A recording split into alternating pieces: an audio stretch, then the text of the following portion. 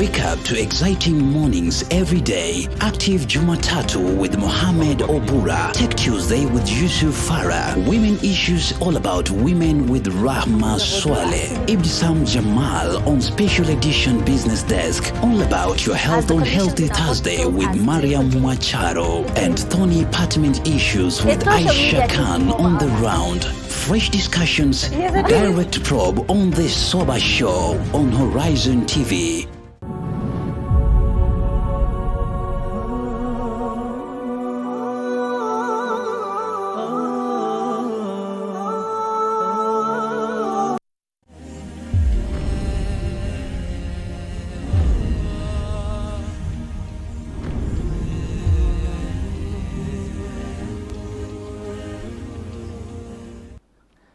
Bismillahirrahmanirrahim. In the name of Allah, the most gracious, the most merciful, the creator and sustainer of the world and the universe and everything that's in it. Assalamu alaikum wa rahmatullahi wa barakatuh. It is the 23rd of July, the year 2019, same as the 20th of Dhul Qa'dah, the year 1440 after Hijrah. A very good morning to you wherever you're watching us from. We are coming to you live from our HQ right here in the heart of Kenya's capital, Nairobi, at the Jamia Mosque. And this, ladies and gentlemen, is the Sabah Show. My name is Yusuf Farah, and for the next 2 hours, I will be holding things down here, taking you through our 2 segments. That is the newspaper review, and after that, Tech Tuesday comes. Remember, you can follow us and engage us on our social media platforms, Facebook, Instagram and Twitter at Horizontv Kenya, or alternatively our SMS line 202951. This is Horizon TV, the premier Islamic station, and now coming closer to you. In the studio with me today to help me go through the newspaper review is Odanda Orinda, Academic Affairs Secretary JKUAT, Abdul Wahab Adan, Finance Secretary JKUAT as well, and Khalifa Salim, Sergeant at Arms, the man who brings order in the debate and the parliament of JKUAT. Gentlemen, welcome to the show. It's a pleasure having you. Thank you. So let's get right into it. The Daily Nation, page 1. How graft was brewed at Treasury. It says kickback-driven procurement has always been the pest of government projects, and the National Treasury, which ought to police state agencies, has been part of the mess, and now the chickens have come home to roost. I mean, the question is, guys, is there a feeling that we are losing to graft? Let's start with you, Khalifa. Assalamu alaikum wa rahmatullahi wa barakatuh. To me, I think that as the government should watch on that thing, because it is now that it's like a disaster that we are losing billions of money in such projects like that. For example, like I read a tweet from that Buzeki said that it is possible that every Kenyan who reached the age of 25 to be given 500k so that he can use that to invest, so that he can become an entrepreneur, because we are losing billions of money in such things that it's like it's not making sense. After all, the project will not be completed, and when you look at the parliament itself, the budget of running the parliament is around 19 billions annually, which to me, I believe, like the Punguza Mizigo people, they've brought that referendum. It will be very good, because how can we run a parliament with 19 billion, and whereas we can use just 3 billion to run the parliament? Okay, Adam, your thoughts? I think the state of the nation right now is in chaos because of this issue concerning graft, especially. I'm saying this because I believe if we have corruption in our economy, it hinders a lot of things. And most of this, we are the taxpayers. It is really painful on our side, because we tend to pay a lot of money, expecting a lot from our government. But if we see such things, I think it's not allowed at all. Okay, Odada, I see you already got down to writing. What are you thinking? In my opinion, we have a country where corruption is seriously opinionated. People have different opinions about what corruption is. Someone will tell you that if, for instance, a police officer asks for what they call chai along the highway, and then they let an overloaded vehicle go through, it's not corruption. And then someone else will tell you that if I overquote a given budget, for instance, then get kickbacks on procurement. It's just a deal, not corruption.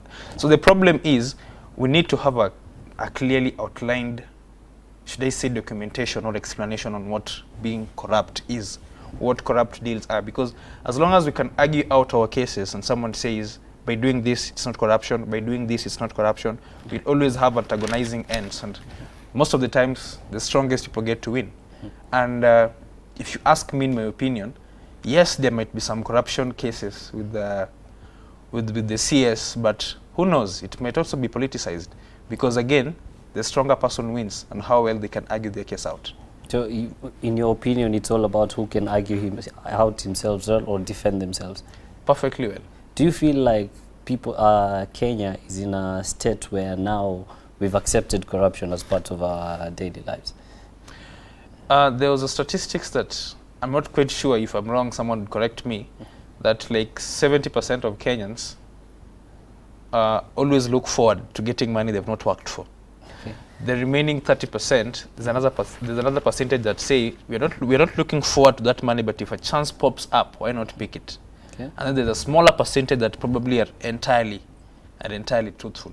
The thing is, if you're brought up in a community where we believe you don't have to work really hard, and the other day we saw first-class honors people on the streets, if you're brought up in such a community, you become very reluctant and very complacent with your honesty and with your integrity. That is why it's a sad state, but somehow, if we have not gotten to the point where we are accepting corruption, then let me say we are kind of drawing nearer and nearer. And if you don't watch out, it is going to be the rule of the day. Okay, still on the same, on page 2 of The Nation, DPP, one suspect named in dam saga, kicked out of office. Now, Arjun, is this the right way to go? Should we kick these people out, or are there other measures that can be put in place? Yeah, I think the best way, most of the things we should learn from maybe like the Europeans, how they conduct the activities.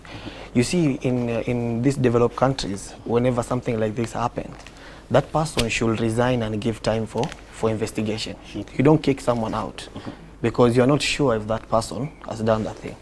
Yeah, that's my point. So they should step aside? Yeah, and give room for investigation and everything. If they are found guilty, the court should take charge. Okay.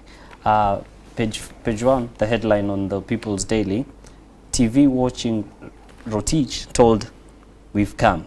Now, Treasury CS arrested as he watched Hajj press conference announcing his arrest together with his permanent secretary and 26 others over multi-billion shillings. Now, according to this, it says that he was watching the TV and an order of his arrest was made.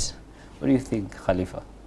I think it was a right thing because he was found guilty, maybe so the police were to arrest him. Because when you look at, when you take it on the layman language to the local people, when, for example, the issues of terrorism, when a person has been found as in suspected, he'll just be arrested and maybe is innocent. But when it comes to the officials, the government officials, when such thing happens, they feel like they've been wrong. Okay. Adan, isn't it ironical though that you're seated at home watching TV and then all of a sudden someone orders your arrest? No one is above the law. No one is above the law. So I think if I'm accused of anything,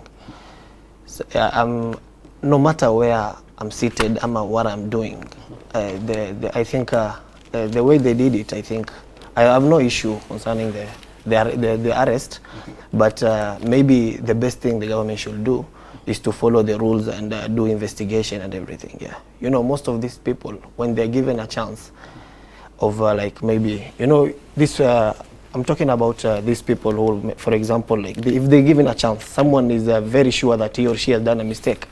You know, they'll start running away. You know, finding these people is also very hard. That's why I think they decided to just pop in and just get it. All right. The Star, the headline reads, "Police on high alert as DPP hits Ruto's stronghold."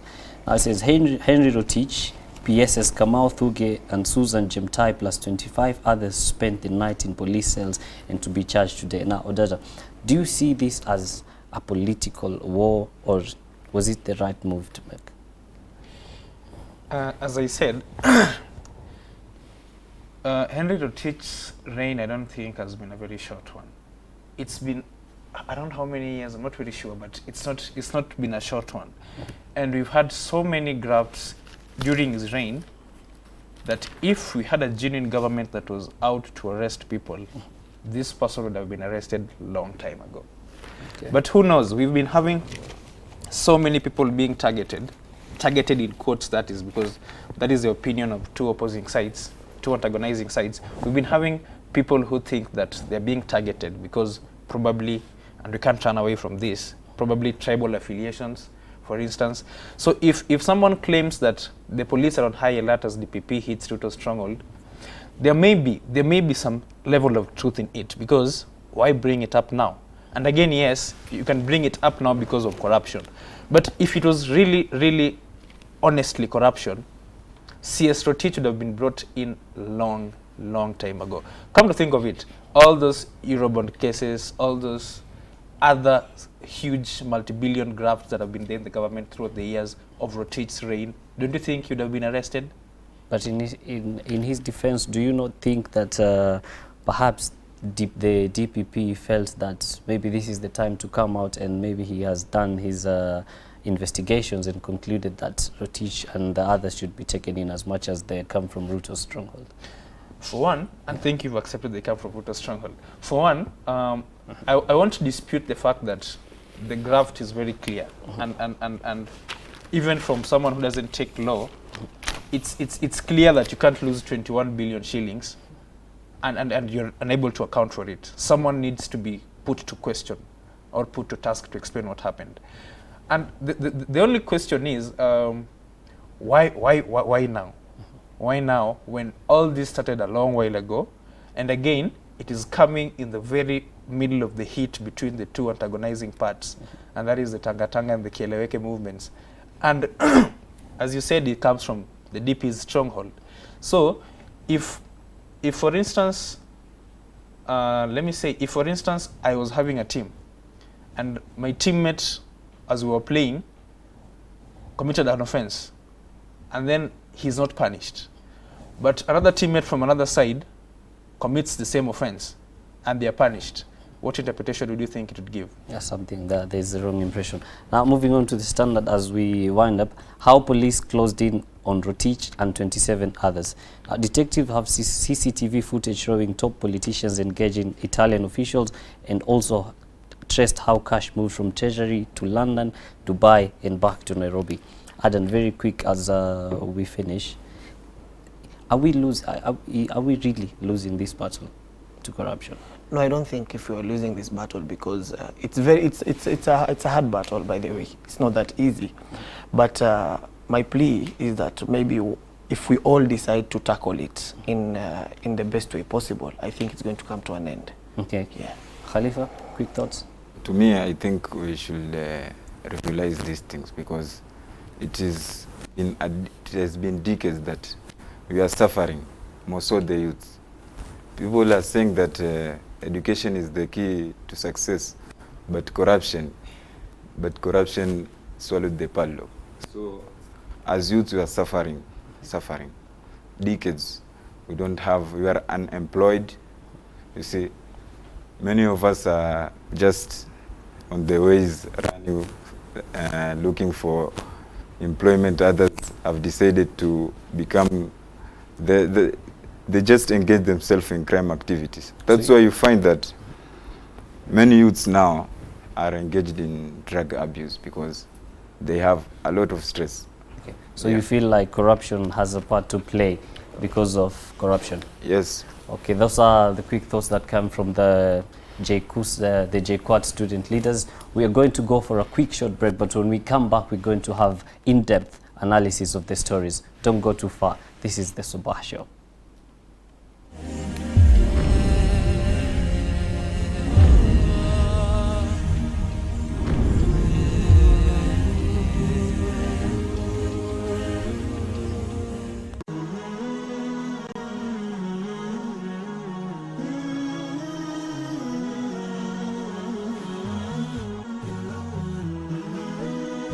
Horizon TV, the beacon for the nation.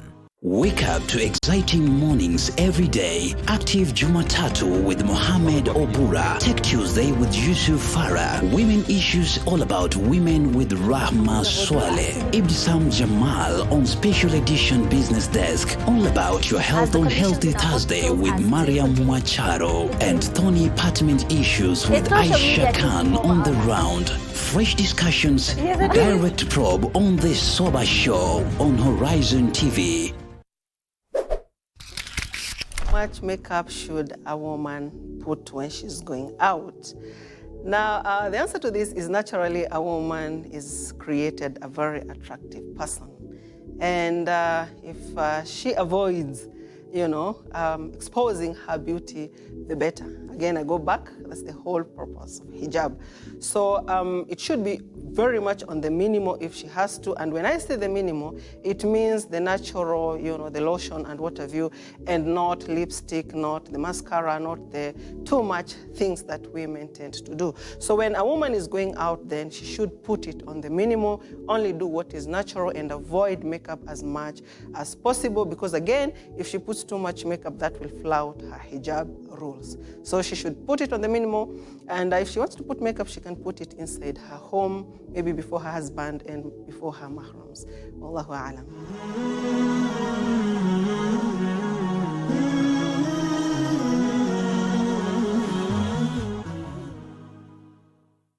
Na kwetu wanatambua kama Mariam Mwacharo. You're watching the Sabah Show on Horizon TV. Quote of the day. Uthman bin Affan radiyallahu anhu said, "He who makes the book of Allah as his guide would remain safe from sin, and he would be counted among the best of men."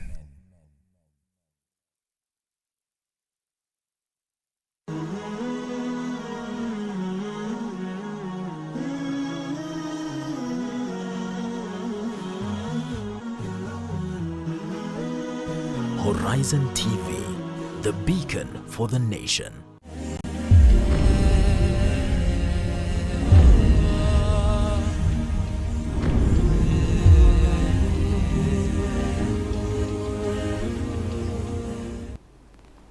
Welcome back to the Sabah Show with me, your host Yusuf Farah. We're still on the newspaper review with the JKUAT Student Leaders Association.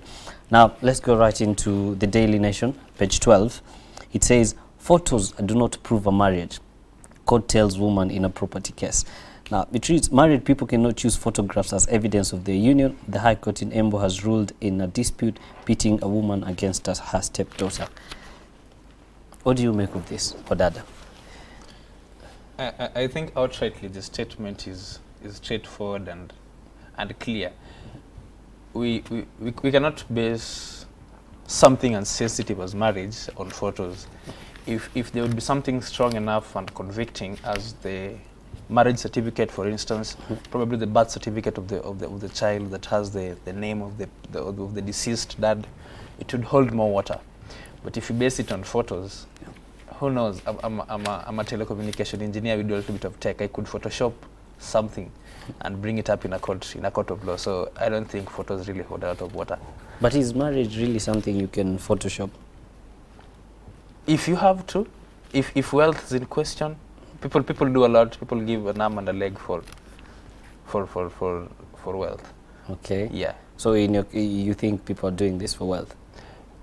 What I think is, I'm not necessarily saying that the lady did a Photoshop of the same. I'm saying that maybe she's genuine.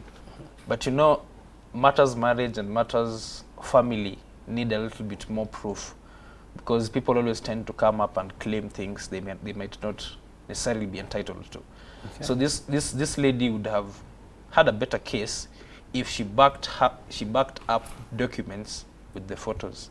If she backed up marital documents, if she backed up the certificate, the birth certificate of the children and everything. Okay, Adan, certificates or pictures for you? I'll go for certificates because you know, the issue of marriage entails a lot of things. Because in the future you expect issues concerning inheritance and everything. Understand? So when you tell me you just come with photos, I don't think if you you might be on the right side, but I think the certificate is better. Okay. Say for example, I'm in a remote place that it's not that easy to access. Say the Kadhi in our case, or the chief or the area magistrate. What do you think, Khalifa? Can pictures be used as an alternative? To me, I don't believe that we can use pictures. Kwa sababu ukiangalia kwa makini, picha ni kitu ambacho mtu anaweza tengeneza. Kama vile udada amekwambia. No. Ona kama sasa kumekuja hii app inaitwa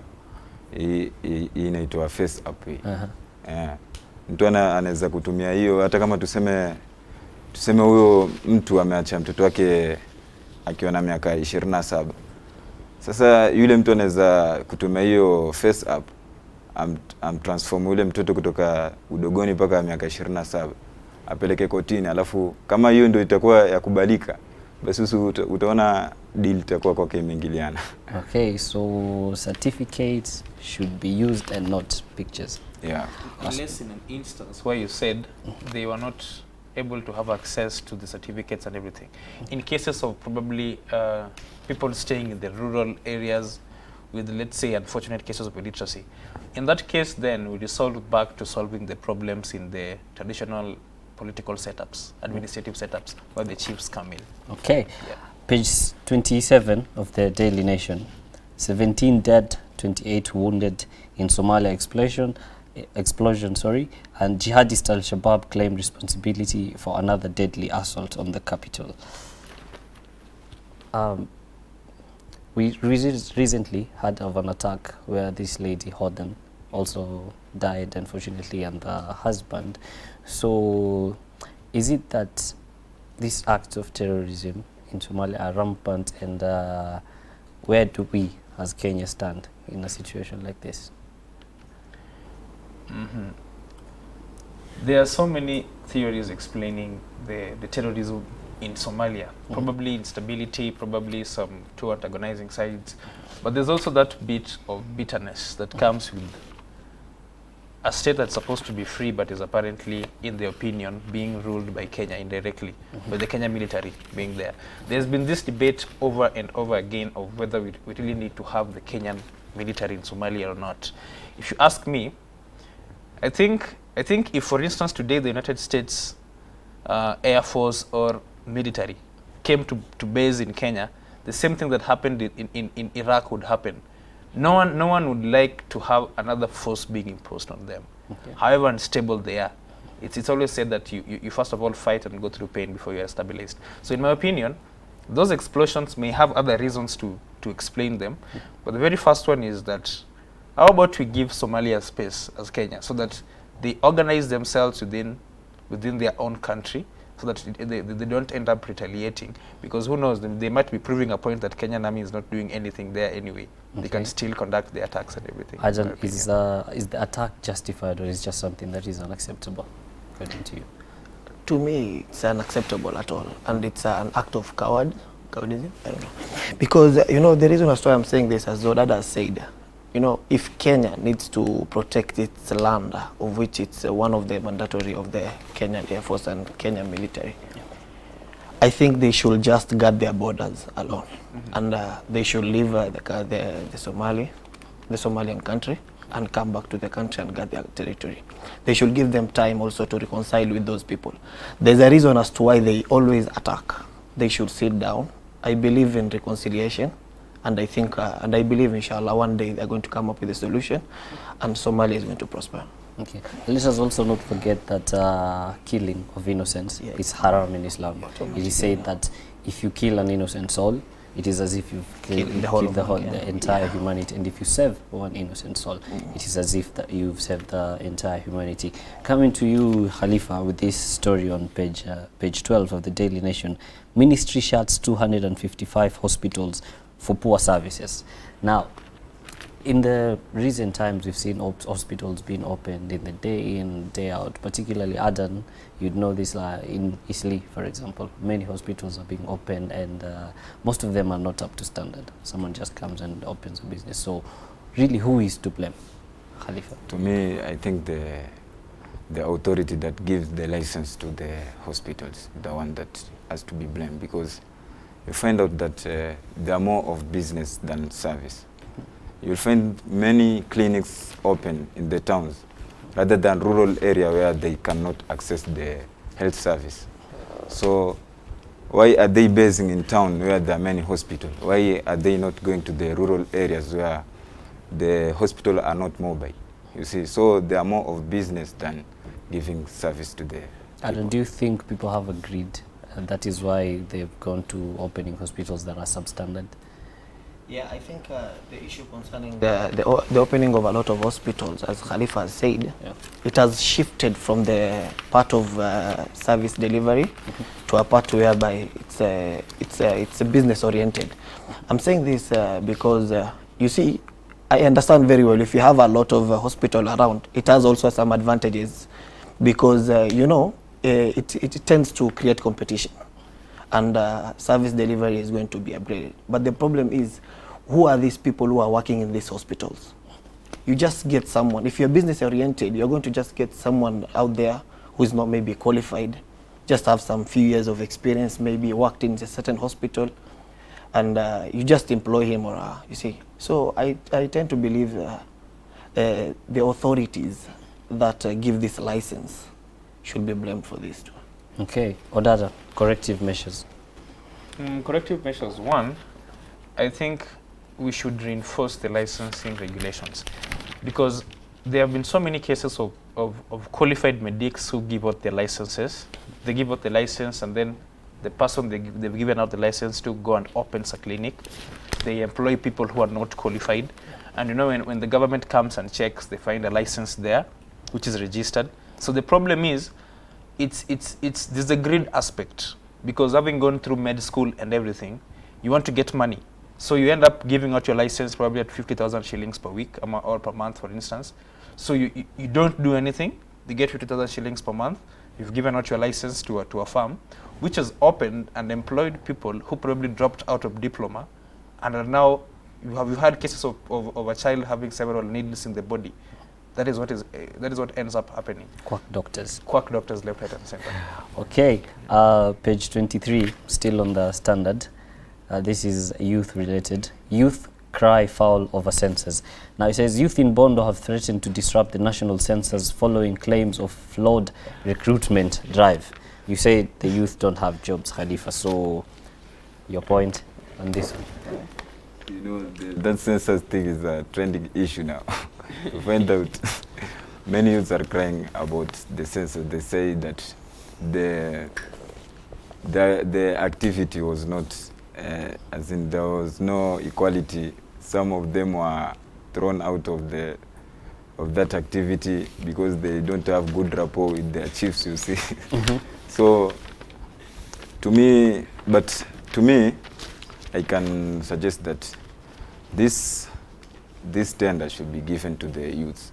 You'll find out that government officers like and other civil servants like teachers, they ask for leave so that they can go and do census, which to me they should be given to for leavers and those who have diplomas and others who are in university. So the teachers shouldn't ask for leave and leave the youth to be employed in Yes. this. Okay, here's an interesting story on the People Daily, page 3.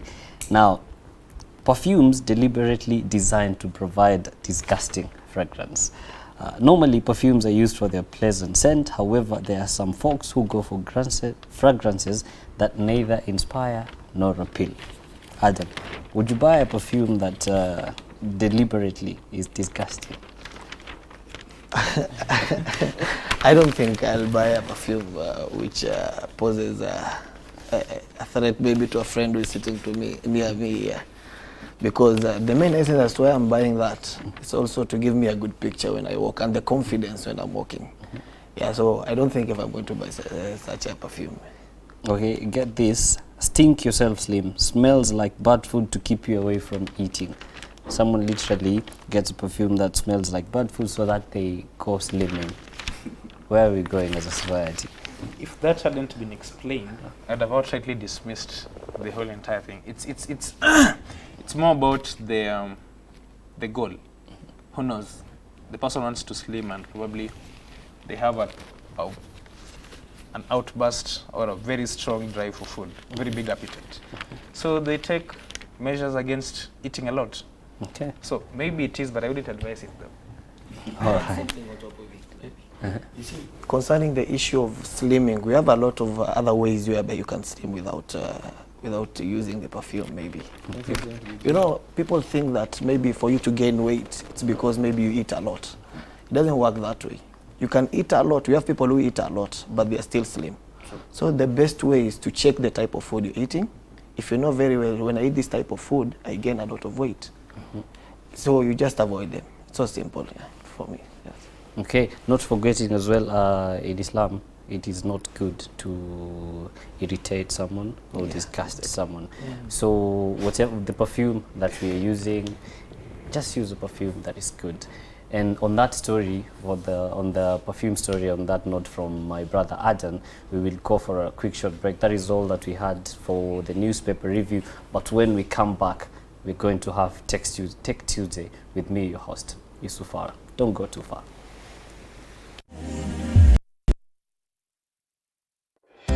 Kwa jina nilobarikiwa nalo ni Ibtisam Jamal. Ungana nami katika Sabah Show on Horizon TV.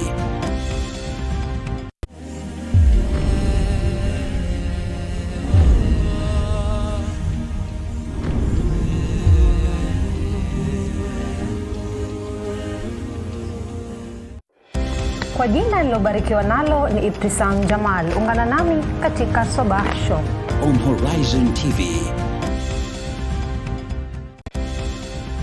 Shiriki nami Rahma Swale, mwingine kopi ndani ya The Sabah Show on Horizon TV. I am Aisha Khan. Let's brighten up your morning. You're watching The Sabah Show on Horizon TV. Wake up to exciting mornings every day. Active Jumatatu with Mohammed Obura. Tech Tuesday with Yusuf Farah. Women issues all about women with Rahma Swale. Ibtisam Jamal on special edition business desk. All about your health on Healthy Thursday with Mariam Mwacharo. And Tony Apartment issues with Aisha Khan on the round. Fresh discussions, direct probe on the Sabah Show on Horizon TV. Abu Najma with kids. We learn Quran. We learn Quran. We learn Quran. We learn Quran. We learn Hadith. We learn Hadith. We learn Hadith. We learn Hadith. We learn the duas. We learn the duas. We learn the duas. We learn the duas. We love a prophet. We love a prophet. We love a prophet. We love a prophet.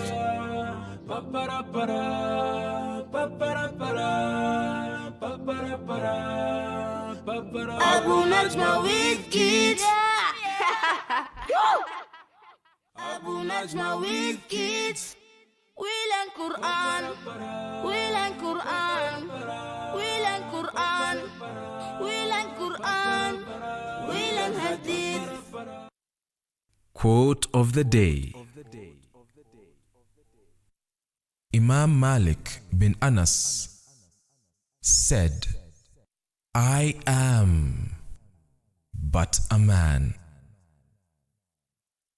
I make mistakes sometimes, and I am correct sometimes. So examine my opinions and accept anything that agrees with the book and sunnah, and leave anything that does not agree with the book and sunnah.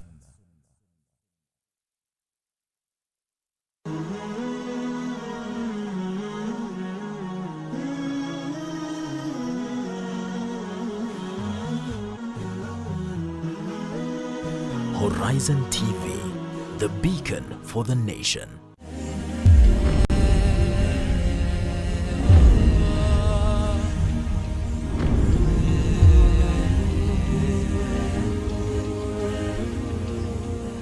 Welcome back to the Sabah Show with me, your host Yusuf Farah. We are still on the newspaper review with these brilliant minds in the studio with me today, student leaders from Jomo Kenyatta University of Art and Technology, Agriculture and Technology, business, or the People Daily, page 16. Unga prices to remain high as millers dismiss NCPB maize. Now, out of 2 million bags released last month, 414,000 were still at depots by end of last week. Wadada, where is the problem? I always wonder why goods, probably in East Africa, why goods are more expensive in Kenya than every other place. There's this time when the fuel prices were hiked to probably the historical heights ever in the country, and in Ethiopia it was almost half the price.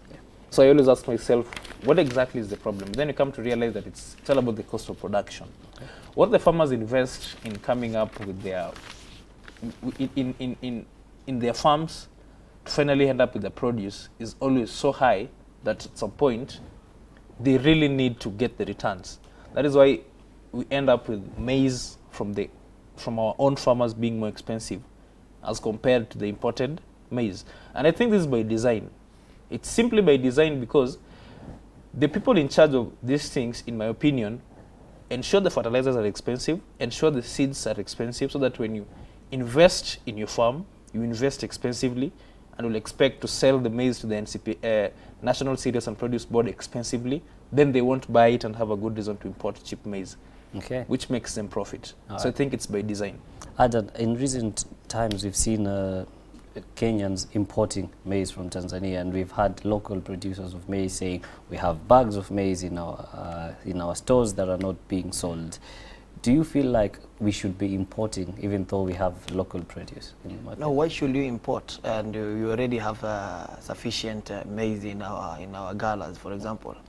I don't think if it's you know, for example, in Kenya right now, I don't think in reality, if the country itself can produce a lot of maize that can sustain the whole of its population, it reaches a time whereby we're hit by drought and everything. Maybe that time is when we can try and import from our neighboring countries. But if we have sufficient maize that can sustain the population, why should we import them? Khalifa, you seem to be agreeing with what Adar is saying. No, I don't agree with him because... Oh, you don't agree? Yeah. Okay. What you can say, the produce from the farm are not expensive. It is the brokers. We have cartels in between that make the produce to be of high price. Because you'll find out the local mwananchi mwenye analima hiyo kitu anauza kwa bei rahisi kwa yule broker. Lakini sasa broker ndo anapandisha bei ya juu. Na pia ni kama yani kuna kitu fulani kinaendelea katika Wizara ya Kilimo, kwa sababu utapata kwenye mashamba kuna chakula vingi lakini vinaribikia kwenye mashamba na magala, alafu wanaenda kuchukua chakula nje. Sasa kimimi naweza sema kuwa chakula cha kutosha kiko Kenya. Sema tu wakulima wafidiwe, kwa sababu saa zingine wanakata kuuza vyakula vyao kwa sababu hawafidiwi vizuri. Anaumizwa na broker, yeye ndo analima, analisha nchi, lakini maisha yake anakuwa kimaskini kuliko yule broker ambaye kazi yake ana kazi ya kimana kufanya. Okay. Page 27 of the Standard. Kenya National Highway Association to put up a bridge at the coast. The Kenya National Highway Authority will build a bridge across Makupa Causeway to ensure water flows freely through the creek, Kenha Director for Highway Planning Samuel Ouma has said. I'll still come to you, Khalifa. Is this the way to go for the Coast County? Yeah, that's the way to go for the Mombasa region. It is not Coast County, it is Mombasa region. Mombasa region, yeah. Your homeland. Yeah. So is this a step towards advancement? Yeah, it is a very big step because as you see, the Changamwe Road is now has been improved now. I think it can beat the Thika Superhighway. It can beat the Thika Superhighway. Yeah. I don't know, so you can think.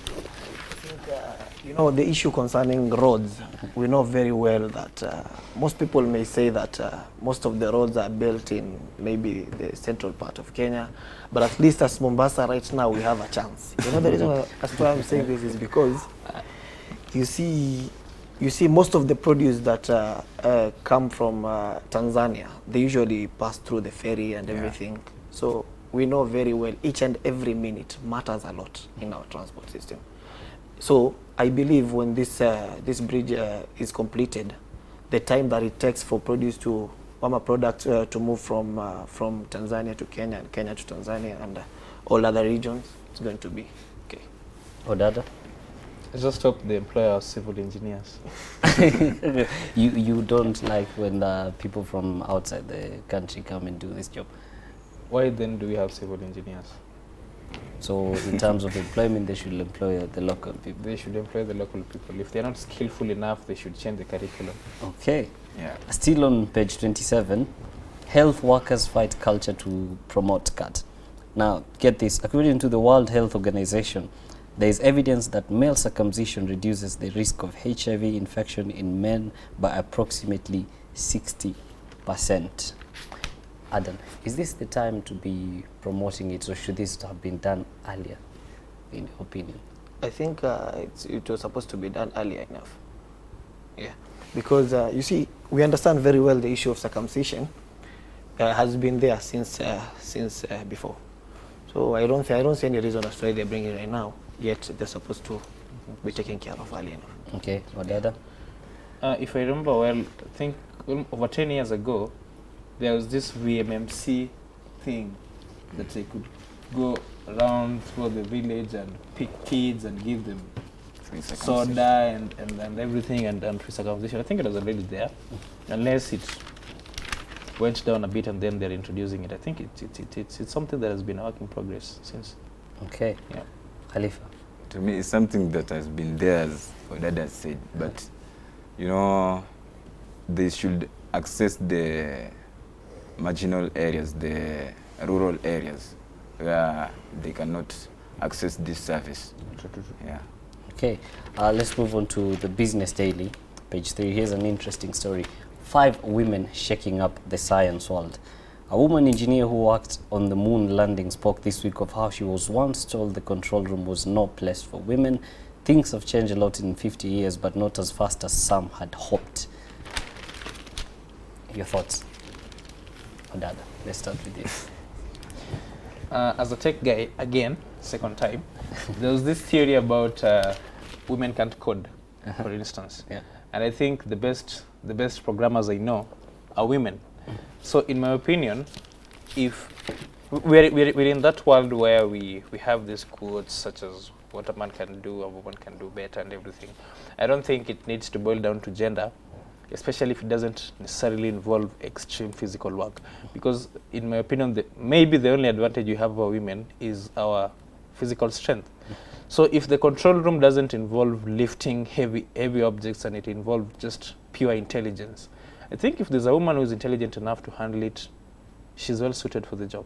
Okay. Yeah. Adam? Yeah, as Odada said, I think he has covered a lot of what I wanted to say. So concerning the issue of gender, I don't think if it's going to, it should be applicable in this type of jobs, for example, because I believe we are all the same, unless maybe it needs a lot of physicalities and everything.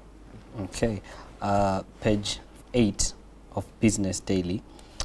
Lower middle class spends most time on social media. Where do we fall in this category? This just perfectly described what we are. Okay. Yeah. What happens? What would you do when you have access to Wi-Fi, you don't have a job, and you have a smartphone? Probably going to go on Twitter and look at the trends and tweet. You're probably going to go on Facebook and look at who is being insulted, who is being trolled today, and troll them as well. Then do a few likes on Instagram. Okay. I think it's all about not having exactly what to do. If we invested in online jobs the way some time back there was this whole rise of online jobs until scammers came in. If we invested in online jobs and had a good grip and control over it, especially if the government was in charge of it, we could have lesser people being on social media. Because yesterday, this lapel here is from United Nations Women Against Violence, social media related violence. If the youth could have online related jobs and spend more time doing those online related jobs, which hopefully pay, we wouldn't be having such like cases. So yes, that's true, but the ball is on the government's court. Okay. Yeah. I don't get this. While men use Twitter the most, women use it the least, and the vice versa is true when it comes to the use of Snapchat. Which app do you use most between Twitter and Snapchat? I think I'm using Twitter a lot. Twitter more. I don't have a Snapchat account though. You don't have Snapchat? Yeah, I don't have a Snapchat account. The main reason as to why I feel ladies love Snapchat because it has a lot of parts in the application whereby it suits them. You know, they like taking pictures and you have a lot of filters around and everything. So it suits them. So that's why they tend to use more of Snapchat than Twitter. Okay, Khalifa, do you have Snapchat? No. I can't use that app. I use Instagram and Twitter. You use Instagram and Twitter? Yeah, but to this case, the middle class, the low middle class, are the most people that using the social media. It is very true, and this is because of the idleness. They don't have things to do. You'll find out that the students or those who are not students, the youth, are more on social media. More so Facebook, those who can access Facebook, just posting pictures that are of no value. Like you post your picture and say, "Hi, Muko," you see. But I think the government should train the youth on how to use social media, to change it, to commercialize that social media to become a source of income for them. Yeah. So the government ought to customize the social media to become a source of income for the youth. To train the youth. To train the youth. Yeah, to know how to commercialize it so that it can become a source of income for them. Like online content creators and such. Yeah, like online content, like online writings, those guys. Okay, so thank you very much, gentlemen, for coming. That was amazing. I loved your input. You made the session informative, and on a lighter note, the perfume story. That was amazing. So that is all we had for the newspaper review right now, but don't go too far. Like I said, when we come back, we will be back with Tech Tuesday. I'm still your host, Yusuf Farah. Don't go too far. This is Tech Tuesday.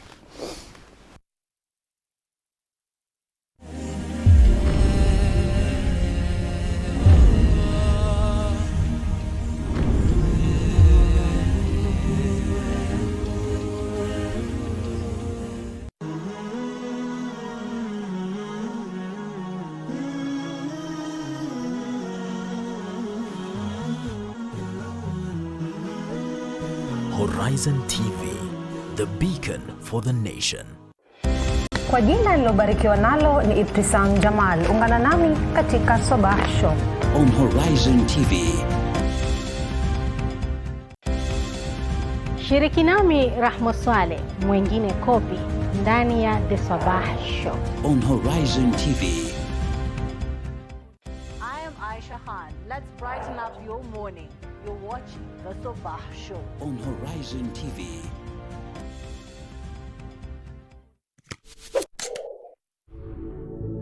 Is there anything wrong with a person feeling proud of his religion or feeling proud of a person who does something good, given the fact that pride in the heart is something bad? Now, it all depends on what kind of pride are we talking about. There's pride that leads to arrogance. There's pride that would just make you feel good. It could even be, it could come as a way to appreciate or feel good, but it might be looked as proud. Like I would say, I'm proud to be a Muslim. I'm not arrogant. I'm just happy. I'm happy that I'm a Muslim. So if I feel good about my Islam or a good act that I've done, if that good act does not come with show off, if my Islam does not come with show off, if it doesn't come with arrogance, if it does not come with belittling others, there is absolutely nothing wrong. We need to understand what is wrong is when we start looking down upon others and belittling others and, arrogance, but just feeling good. I feel nice, I'm a Muslim. I'm alhamdulillah glad I'm a Muslim woman, for example. There's absolutely nothing wrong with that.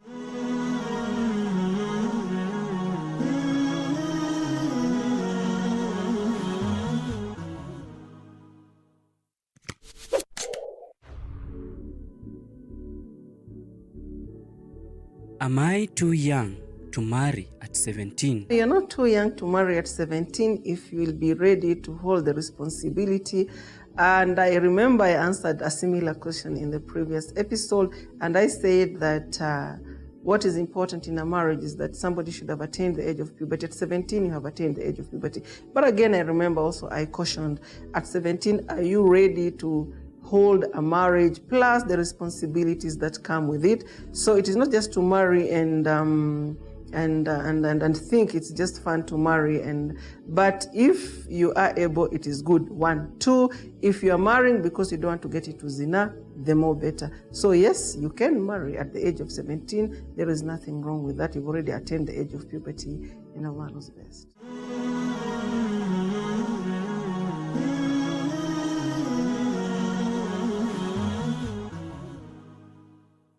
Abu Najma with kids.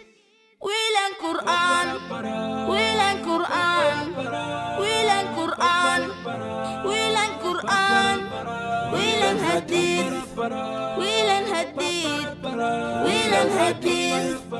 We learn Hadith. We learn the duas. We learn the duas. We learn the duas. We learn the duas. We love a prophet. We love a prophet. We love a prophet. We love a prophet.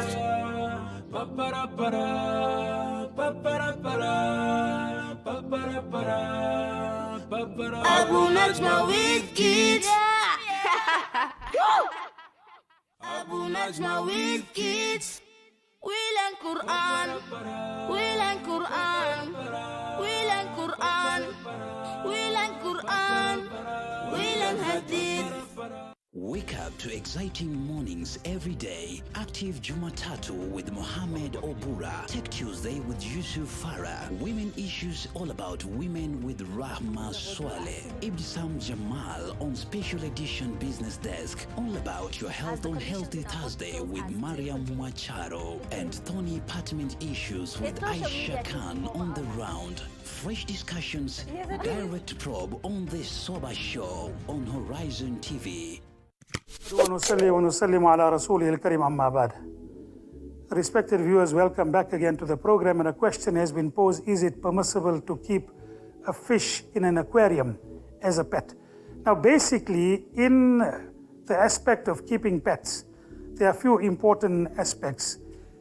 Fundamentally, it is not prohibited, and this comes from an incident in the Seerah. When Nabi Karim sallallahu alaihi wasallam went to go and visit a young Sahabi, a young companion, and he had a pet, and he had a parrot or had a bird, and that bird had passed on, and he was very, sad with regard to the passing of that pet of his. And Nabi sallallahu alaihi wasallam said, "Ya Aba Umair, ma fa'ala an-Nughair?" Oh Aba Umair, what happened to your pet bird? It was known as Nughair. So it shows that to keep a pet is fundamentally and permissible. However, what is very important is, if you are going to keep a pet, then you have to see to its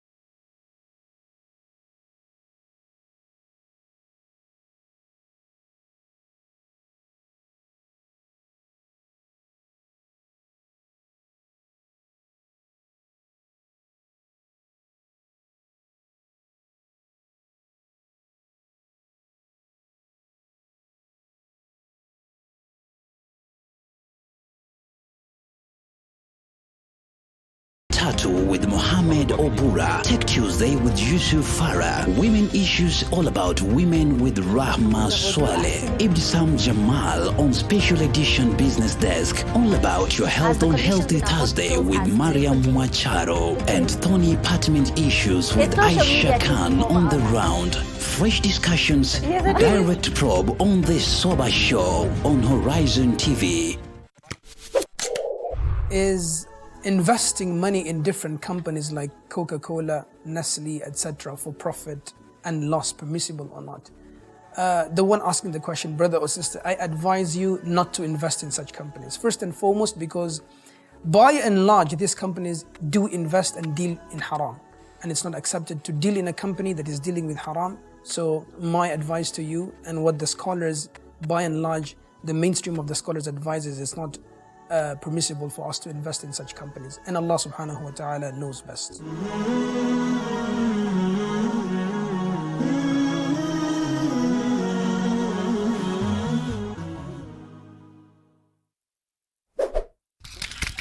How much makeup should a woman put when she's going out? Now, the answer to this is naturally a woman is created a very attractive person. And if she avoids, exposing her beauty, the better. Again, I go back, that's the whole purpose of hijab. So it should be very much on the minimum if she has to. And when I say the minimum, it means the natural, the lotion and what have you, and not lipstick, not the mascara, not the too much things that women tend to do. So when a woman is going out, then she should put it on the minimum, only do what is natural and avoid makeup as much as possible, because again, if she puts too much makeup, that will flout her hijab rules. So she should put it on the minimum, and if she wants to put makeup, she can put it inside her home, maybe before her husband and before her mahrams. Allahu a'lam.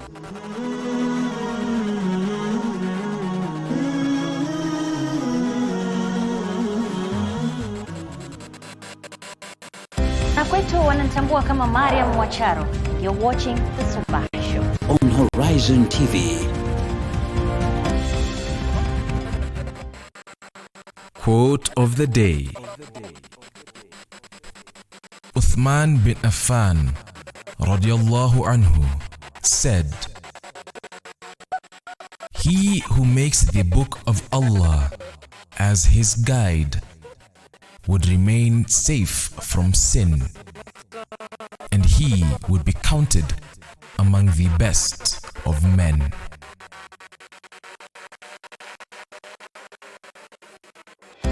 Kwa jina nilobarikiwa nalo ni Ibtisam Jamal. Ungana nami katika Sabah Show on Horizon TV. Shiriki nami Rahma Swale, mwingine Kopi, ndani ya The Sabah Show on Horizon TV. I am Aisha Khan. Let's brighten up your morning. You're watching The Sabah Show on Horizon TV. Waswahili wanasema chilea utapata mwana si wako. Kwa majina ni Muhammad Obura na hii ni Sabah Show on Horizon TV. Assalamu alaikum. Who annoys you most? How do we be around annoying people that we have to be? This is a really important question for me. And I remember being at a development course where I saw this guy who was so laid back and he was so chilled out. I mean, the way he spoke, the way he walked, the way he did everything. So I thought, you know what? This guy knows. So I went to him and I said, "You seem like a great, calm, chilled out person. Can you tell me, how do you stay like that when you're around annoying people?" So he said something which was very profound for me. He said, "I just remember that however they're behaving is about them and not me." Now I had to think about this for a second, but I realized he was absolutely right. Most of the time, when people are annoying us, it's because they're behaving in a way we believe they shouldn't. And subconsciously, we believe that it's related to us or it's our fault in some way. This, of course, isn't true, because however someone chooses to react is down to them and the choices they make. So let's take an example. Imagine that I came to you and I verbally attacked you and I abused you. How are you going to feel? You're going to feel bad, right? What if a few minutes later I come back to you and I say, listen, everything I just said to you, it's all about me. It's got nothing to do with you. It's because of the stuff that's going on in my life right now. How do you feel? Better, right? You feel better even though I didn't apologize. Why? Because I've told you that it's not your fault. So the way to be around annoying people is to remember that their behavior has nothing to do with you. Now, one last question before I go. If you think I'm annoying, who is that about? You, right? So the real question is, who is the annoying person? Jazakallah khair for watching. Assalamu alaikum.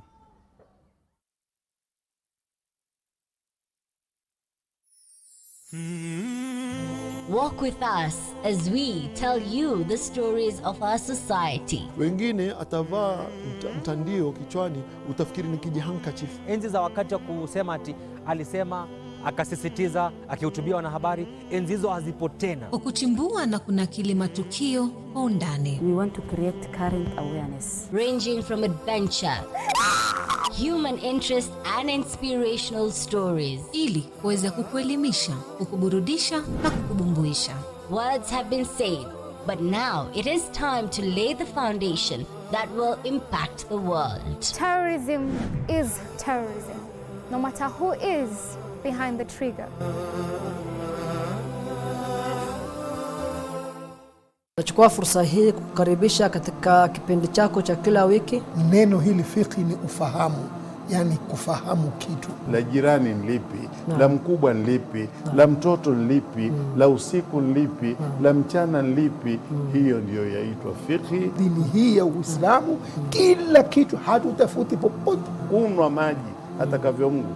Kwa nini Mwenyezi Mungu ameharamisha nguruwe? Kwa nini Mwenyezi Mungu, mbona hujauliza Mwenyezi Mungu kwa nini amehalalisha mbuzi? Mwenye kula nguruwe ni mtu kuwa hana wivu. Uislamu umekuja umekamilika. Hata wadudu watafuta amani, hawataki kuudhiwa na wao pia. Wala Uislamu haukuja kuwaudhi hata wadudu, ni makosa.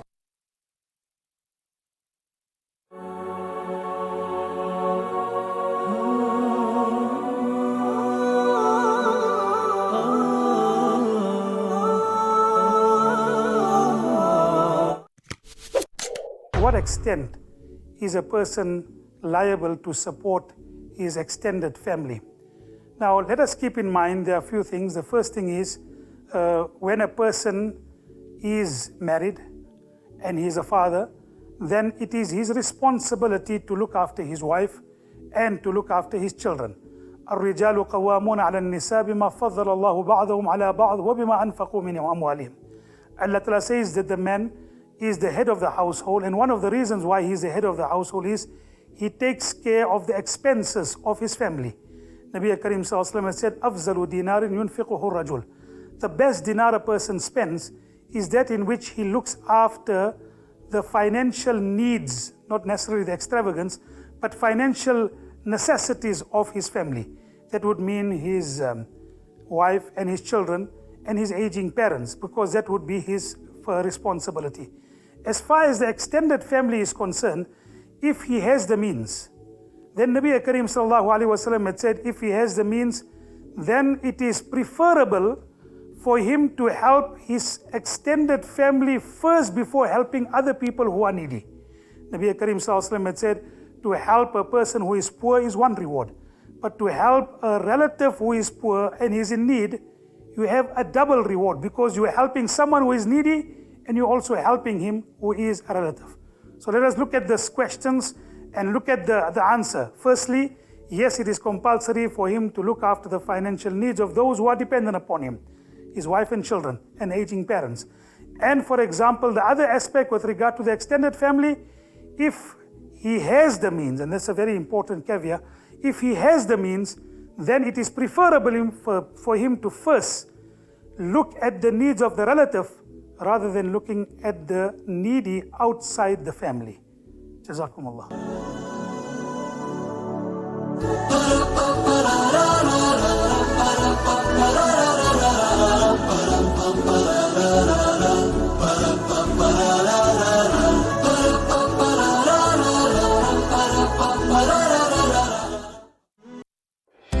Kwa jina nilobarikiwa nalo ni Ibtisam Jamal. Ungana nami katika Sabah Show.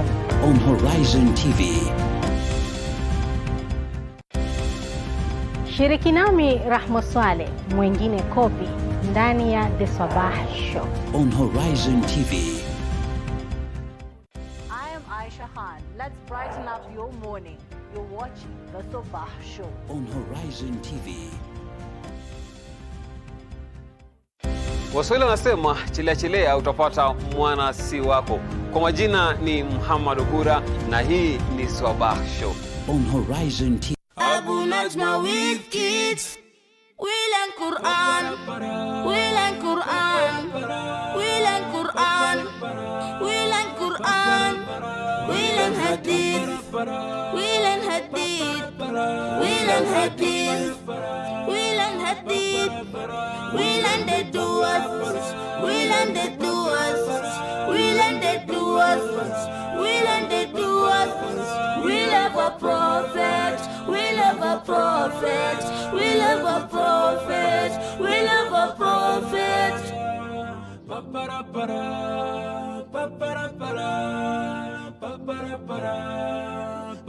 Abu Najma with kids.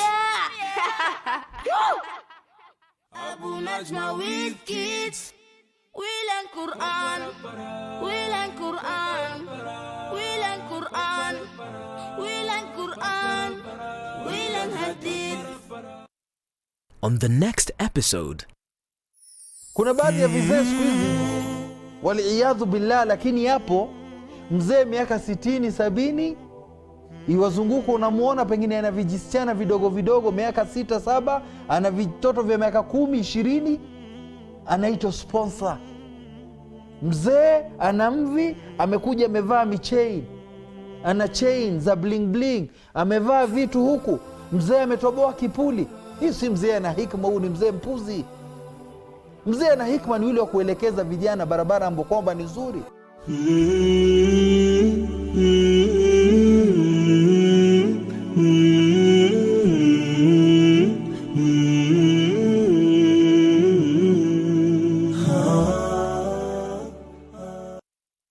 Quote of the day. Imam Muhammad bin Idris al-Shafi'i said, "To admonish your brother in private is to advise him and improve him, but to admonish him publicly is to disgrace him and shame him."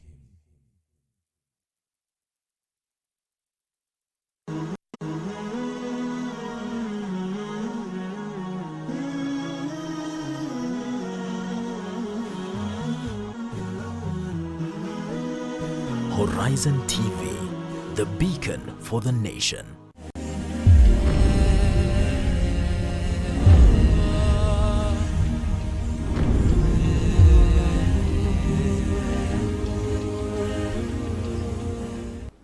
Welcome back to Tech Tuesday with me, your host Yusuf Farah. It is now time to talk matters technology.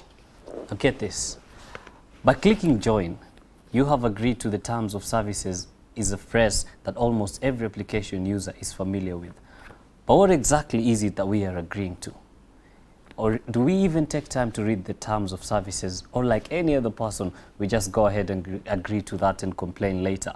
On Tech Tuesday today, we want to ask, how safe is your data? And what are the corrective measures that can be put in place? In studio with me is Franklin Nasoyo, who is Mr. Jaquat, and also a drone inventor. A very warm welcome to you. We have Josek Mayaka, a software engineer, and Brian Mao, lead cybersecurity division at Centum. Yes. Good morning, guys. Good morning. Good morning. Welcome. Yeah, so you've had, we all use applications, and majority of the time when we are going through the process of downloading and installing it, we usually go through that phrase that says, by clicking, you have agreed to the terms of services. Have you ever read the terms of services? Yeah, sure, a couple of times, but I tend to pass through it in a rush most of the times. On a scale of 1 to 10, how many times have you? Probably 2. Probably 2. Yeah. Josek, being a software engineer, Yes. I expect a better answer from you. Okay, previously, before I was actually being enlightened on software security and stuff, I was not keen on reading those terms and conditions. Okay. But as I came to realize later that it is good to actually read every detail and take caution in everything that you do. So any moment I install an application, I have to go through, make sure that I don't install a malware in my system. 100% sure? Yeah. Even if it is like very lengthy? Lengthy, I have to read actually. I have to get what it does on my system. Okay. Yes. Brian, lead security at Centum. Yeah, I'd be very honest. 1 year ago, I wouldn't read the policy, the terms and conditions.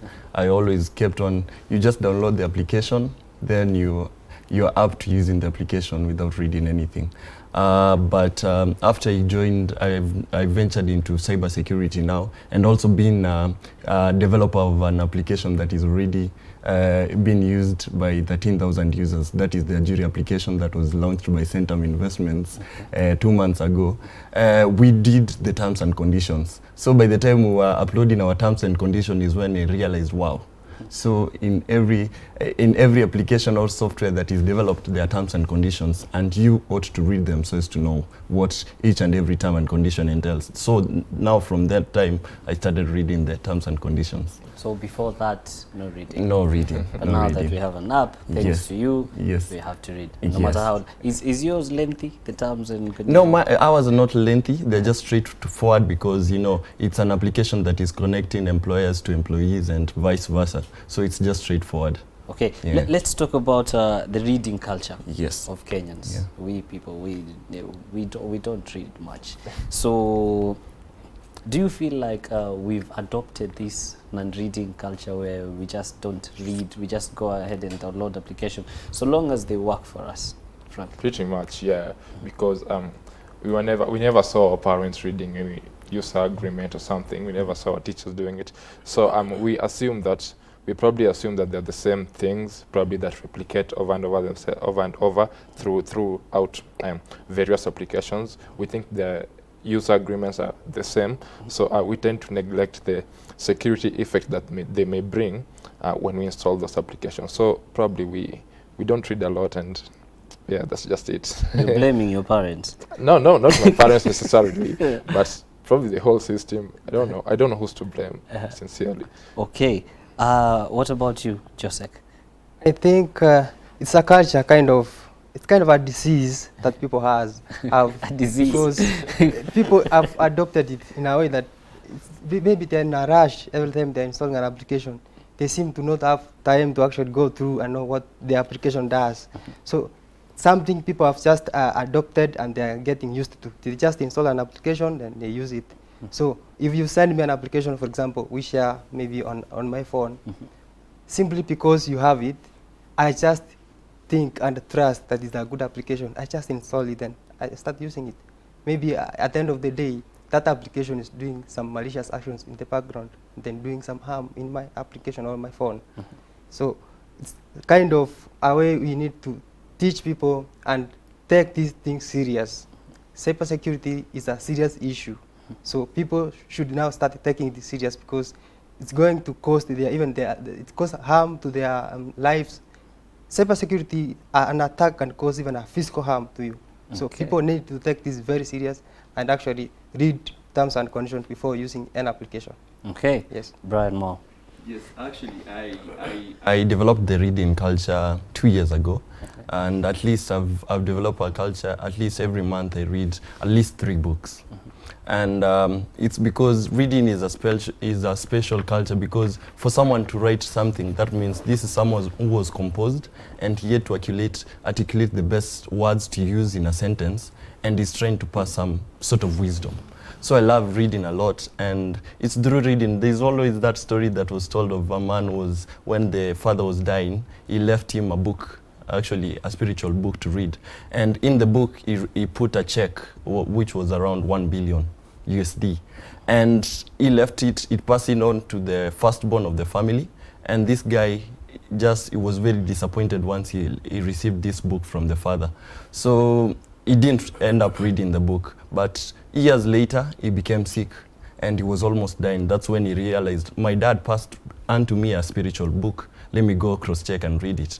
So as he was going through the pages trying to find which verse to read, is when he found a check in between in the spiritual book that was 1 billion USD.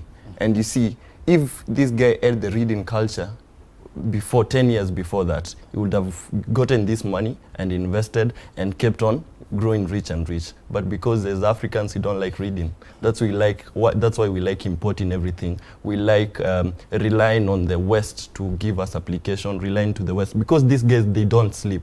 They're always reading and finding ideas. It's through reading where you will become creative and innovative. So $1 million USD poor because he didn't read. Yeah. Wow, such an interesting story. So what are the risks involved in not reading these software agreements? The risks involved come with the owners of the applications have your data, yeah, and they can say if the end user agreement allows them to use the data for anything else, then they can use your data to maybe perform malicious functions. And probably there are other applications, third-party applications probably, that have been built with malicious intent. Yeah, they probably want to obtain your credit card information or something. So with that, if they have access to your phone, that means they can get credit card information from your phone. And once someone has your credit card number, you know what can happen. Yeah, you get, it's been maxed off or something, like your bank account has no money and you don't know where it goes. So there are a lot of risks that come with that. Yeah. You spoke about physical harm. Yes. Josek, yeah. Please expound. Say, for instance, I think last year you heard of Saudi Arabian chemical plant was hacked. That plant uses a system, software system. Now, if it is hacked and someone tampers with the malfunctions of the system, it will explode and cause harm to people. Okay. Yes. And nice. Brian? Yes. Risk involved? The risk involved in not reading the terms and conditions. Once the terms and conditions are only put there for you to be able, once, to use the application rightly, and then also to be able to know what are the permissions that this application gains, or to what level of access does this application gain from your device. So it's out of you reading, you'll get also to know what's the mind of the developer of this application and what is the intentions. Okay. Now get this. Maybe to use a recent example, the Face app that is common, that has actually the Face app craze. Online. Yes. Yes. If you read through the conditions, terms and conditions, statement number 5, what was it saying? Yeah, it was actually the fifth statement in the application, this app, Face app. It says that once you upload the photos on the application, or once you use the application, they have the authority to use your photos and to sell you that face, because actually at the end of the day, the application, what the application is meant to do, it's meant to make you look maybe 30 years older than your formal age. So that means that this person that you've made through the application does not exist. So that gives them the authority to use your face and your details that you've been able to upload, because at the end of the day you don't exist, that person doesn't exist. So Kenyans have been using the application. Go to Russia, you'll find their faces there doing adverts and all that. Well, okay, now get this. This is from the FinTech Times on March 14th, 2019. Facebook was involved in a scandal that allowed companies to use personal data that compromised data privacy and policy. 2016, 32 million Twitter users had their passwords hacked and leaked. And in 2017, another breach of accounts or compromise. So the question really is, very quick, is our data safe? Okay. To an extent it is, because there are funds that regulate how these applications use your data, yeah? You've heard of Cambridge Analytica, yeah? They're like a head firm that controls regulations with permissions and everything. So they tend to find these companies. Like last year in July, a year ago, Facebook was fined €500,000 for not complying to its end user agreement with the users. The TikTok, have you heard of TikTok? Yeah. Yeah, it has been recently fined. I don't know, this month or something. $1 billion or something because it leaked children information. So to an extent it is, but there are people with malicious intent always. Yeah. So Frank says that it is safe to an extent, but people have malicious issues. So we're going to take a quick short break, but when we come back, we'll still dwell on how safe our data really is out there. Remember to engage us on our Facebook, Instagram, and Twitter. That is at Horizontv Kenya. And when we come back, as well, we're going to talk about the safety and corrective measures that will be put in place. This is Tech Tuesday with your host Yusuf Farah. Don't go too far.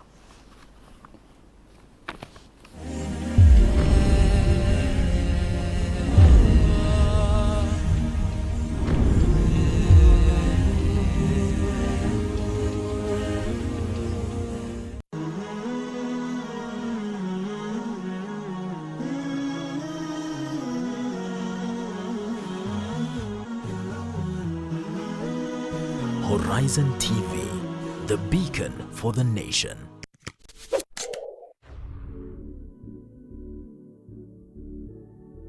Am I too young to marry at 17? You're not too young to marry at 17 if you will be ready to hold the responsibility. And I remember I answered a similar question in the previous episode, and I said that what is important in a marriage is that somebody should have attained the age of puberty. At 17, you have attained the age of puberty. But again, I remember also I cautioned, at 17, are you ready to hold a marriage plus the responsibilities that come with it? So it is not just to marry and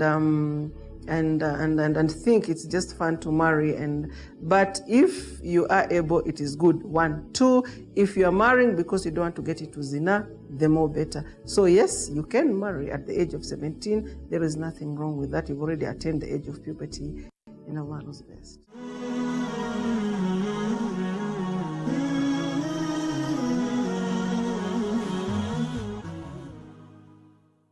Abu Najma with kids. We learn Quran, we learn Quran, we learn Quran, we learn Quran, we learn Hadith, we learn Hadith, we learn Hadith, we learn Hadith, we learn the duas, we learn the duas, we learn the duas, we learn the duas, we love a prophet, we love a prophet. We love a prophet, we love a prophet.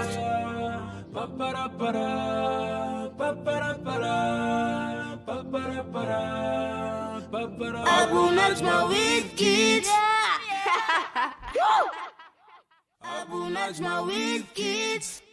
We learn Quran, we learn Quran, we learn Quran, we learn Quran, we learn Hadith. On the next episode, kuna baadhi ya vizee siku hizi waliiyadhu billah, lakini yapo mzee miaka 60 70 iwazunguko, unamuona pengine ana vijisichana vidogo vidogo miaka 6 7, ana vitoto vya miaka 10 20, anaitwa sponsor. Mzee ana mvi, amekuja amevaa michain, ana chain za bling bling, amevaa vitu huku, mzee ametoboa kipuli. Hii si mzee ana hikma, huu ni mzee mpuzi. Mzee ana hikma ni yule wa kuelekeza vijana barabara ambapo kwamba ni nzuri.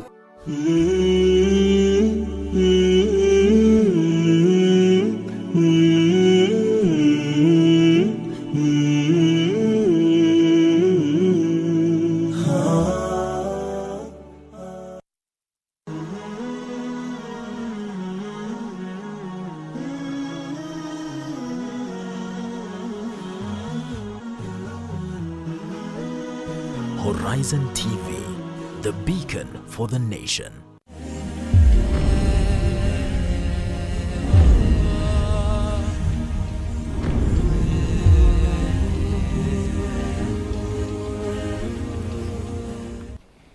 Ahlan wa sahlan wa marhaban, viewers, wherever you're watching us from. This is Tech Tuesday. I'm still Yusuf Farah hosting the show with very brilliant minds, Franklin, Josek and Brian.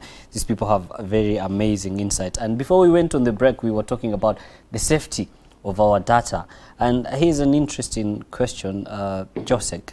Someone says, as a normal citizen, I have nothing of interest to the hackers. Why should I be worried of being hacked?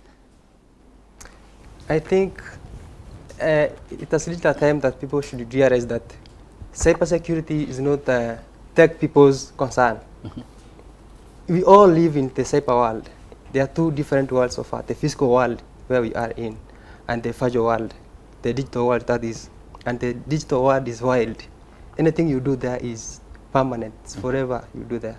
So any normal citizen should be concerned, because as a hacker, if I get your information, you might not be the final target. Maybe say you are working in the company X, and then you are a cleaner there.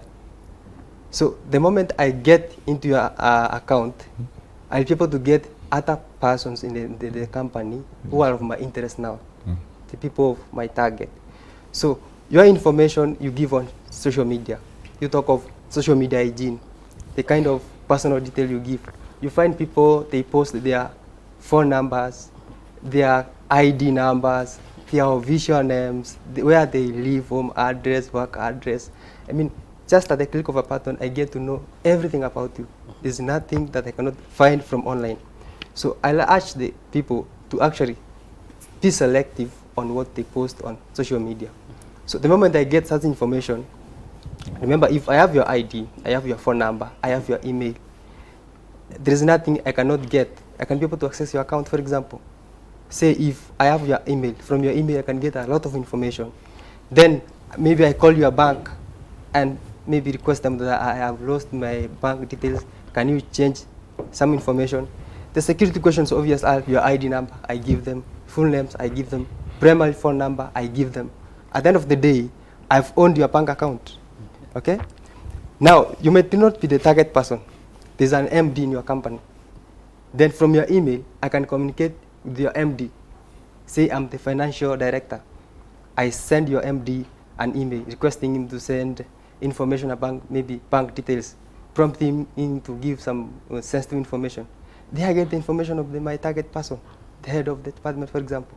And there I'm good to go. I can be able to access the account and do some malicious action in the background. Okay, so Brian. Yes. In terms of data safety, Yeah. is our data safe once we upload it on the web? I'd say you cannot assure that the data is safe while it's uploaded on the cloud, because you never know who sits in between to intercept the data that you're sharing or the data that you're receiving, because there's something we call the man in the middle. Man in the middle just simply means there's always someone listening, there's always someone watching in between when you're transacting your businesses. So I think data security, about how secure the data is while posted online, should be, it's always a challenge to the person who is hosting the data or the person who is providing the services. That's why in Centum under Tribus TSG, that's where now cybersecurity sits in Centum Investment. We offer these solutions to be able to help companies to secure their data, because at the end of the day, if data is lost, it's not the clients who are in greater loss, but it's the businesses that are running, because they are going to lose clients. For example, if Facebook is hacked and their data is not saved and it ends up getting to malicious people, Facebook will lose clients, and that way they will lose, you see, they will lose even credibility. Talk of banks. Banks, they hold people names, their ID numbers, where they stay, their account balances, their payrolls. Imagine they lose all this data. That means reputation of this bank is in question marks, is in trouble. And now that's how now we come in as the cybersecurity department to be able to help companies secure their data while online. That's why it is something that both companies and the companies that we are offering such services, we have to always work together. Okay, Franklin, yeah, sure. Corrective measures that can be taken to curb this. Simple, just avoid oversharing information. Avoid using poor passwords. I don't know, using your year of birth as a password or your phone number probably. That's by the way like the most common. Yeah, the most common probably. Yeah. If I want your email, probably it's frankasoyo1994@gmail. You've already given your date of birth in there. Yeah. Avoid avoid paying using your credit cards in outlets, specifically in drink outlets and stuff, because the staff working there can have access to the cards. And these people sell cards, actually. They sell card numbers to people who in turn hack your accounts. So it's the simple things. When connecting to a public network, your computer asks you whether or not it can share information inside your computer to the public network. Most people click yes, which is really no their fault if anything is hacked. Yeah. So be secure when connecting to a public network. Just things like those simple corrective measures. Okay, Josek, more corrective measures. Be selective, as in take extra caution on what kind of information you share online. Don't share too much information to the public that can be used to maybe hack you. Yes, and also use anonymity. Don't be so taken by the word and you post everything. I'm going there at this moment. I'll be there. The location you pin, even you use the GPS. You pin the location where you are. Try to have some privacy. Yes. Okay, Brian, there's this thing that majority of us Kenyans do. Yes. You go to a place, you see there's free Wi-Fi. Yeah. You Automatically just click join. You Yes. go to a matatu, Yes. free Wi-Fi. You join. By joining this free Wi-Fi, these networks, are we selling our information in any way, or this is safe for us? Yeah, as a precaution that is always given, rule number one in the cyber world. Once you see anything free, run away from it.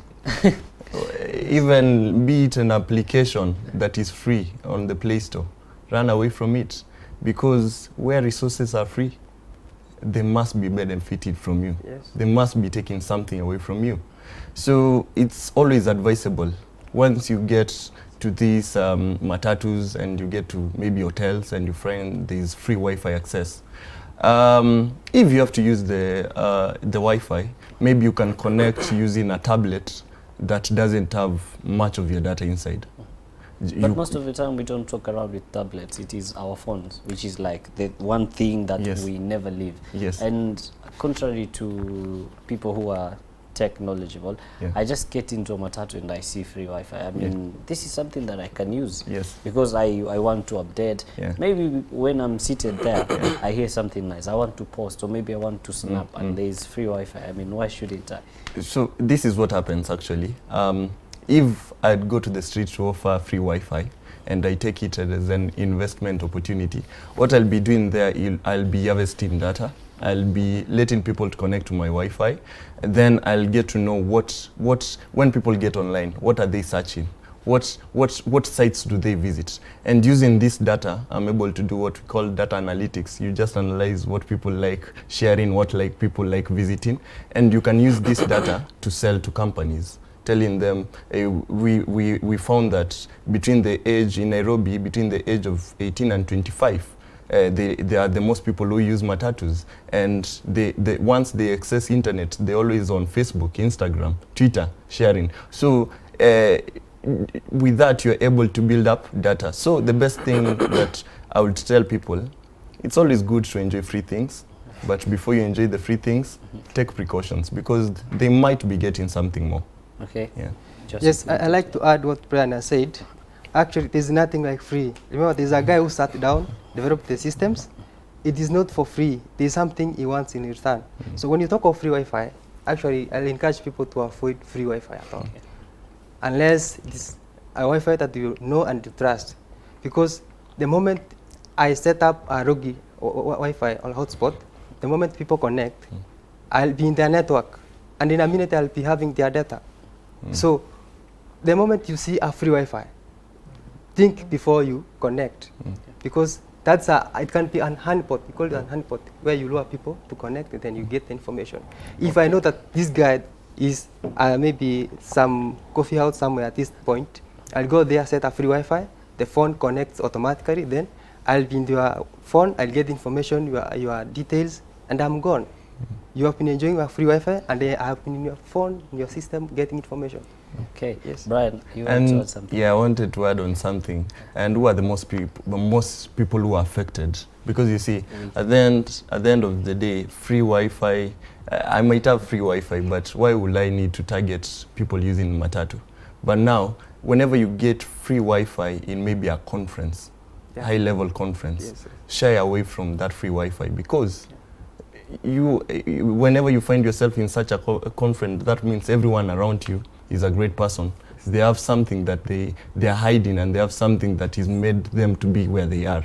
So these are the locations which are used by malicious people to put those honeypots. And for example, Kenya just hosted the trade fair last week. So during these conferences, a malicious person can go there in KICC and put a free Wi-Fi hotspot. It gets all the data of all our ministers. And you see, this is someone who has critical data that can affect the nation. So always avoid free Wi-Fi. Franklin, yes. Why do you think hackers mostly target social media platforms? All right. Just like Brian said, what they want is data to analyze, to get to know what you do on your phone, what apps you use mostly, pretty much what you do, So if they are able to get that, and you have this whole set of data, and they sell it to a firm, let's say Google, Google will benefit with that, because Google is trying to build an artificial intelligence system that only gets better if it is fed by data. So they're constantly yearning for data. So that's why social media is a really nice place to get data on people, because it's where everybody floods their lifestyles and everything they do. So if I become a social media user, how do I safeguard myself from such? Can you answer that? Okay, I'll first respond to the first question and add what you said. When you spoke of social media target by the hackers, see, previously thugs used to use guns to rob you, but currently they use your information to rob you. So you find, for example, Facebook currently has 2.38 billion users, registered users. So this is where the information is. This is where the information of the people is. So hackers, they have to have access to the social media where people have posted their information. They use that information to hack these people. So I encourage the people who use social media to be careful. For example, they can get a link, pop-ups when you're on social media, prompting you to give some information, play some game. You want to install some game, and in the process, it prompts you to give in your information, give your full name, ID. But that's a fetch point whereby it is fetching your information, harvesting your information, sending to the back to the bad guy who is at back there reason and waiting for your information. So we should be careful online on what kind of links we click. For example, if you find a link that has no S, usually we have HTTP. And if you find a link that has HTTP alone, mostly those links are holding and they're housing malwares. Okay. HTTPS is security S is for security. So any link that has S, at least you can trust that link, because it goes through scanning, through security stuff, then back to your phone. Okay, so I believe all of you guys are on social media, Facebook, Instagram, and Twitter. So my question would go to Brian. Yes. Now that you're a tech guru and you're on social media, how do you safeguard yourself? How do I safeguard myself? Yes. Of course, on my Instagram, I like posting photos for people to see where I am and what I'm doing and what I'm up to. And also on my Facebook, I like motivating the young guys back in Makueni County and also in my nation to see that we can grow and become great people in this nation, having the right morals and still also give back to the society. So what I normally do, I try not to be real time. Real time, I mean that if today I'm in Horizontv and it's in Jamia Mosque, or let's say today I'm in Mombasa, and I've gone there for dinner, I'll take good photos, but I will not post the photos then. I'll post the photos after I'm back in Nairobi, and that time even I can get time and go through books and find the best caption that will motivate people. I go to a book, I read a good caption, then I use that as a caption on my photo, and I upload. So I tried my best not to be real time. Also about the WhatsApp stories. Also I try the best I can not to disclose, even if I'm sharing anything on my WhatsApp status, I try the best not to disclose my exact location, because you never know who is watching, who is having a bad intention against you, because as much as you have people who like you, there are also people who hate you, and there are also people who want to do other things that you might never think of. So always be discreet, and always just don't share everything on social media. And then also you see people like in Facebook, after you engaged with someone, you're married to someone, you see people even going to the extent of declaring on Facebook, I'm now in a relationship with so and so. Try avoid that as much as possible, because you never know. Today you might not be great, but no one knows what the future holds for anyone. Tomorrow you might be great, and you might be they might use this information to get even. Always try to be as discreet as possible. Okay, we're going to come back to you. So your safety is key whenever it is that you're posting. You had the advice from Brian Mao. We're going to take another quick short break, but when we come back, this guy, Franklin, has invented a drone. We're going to take a look at that and the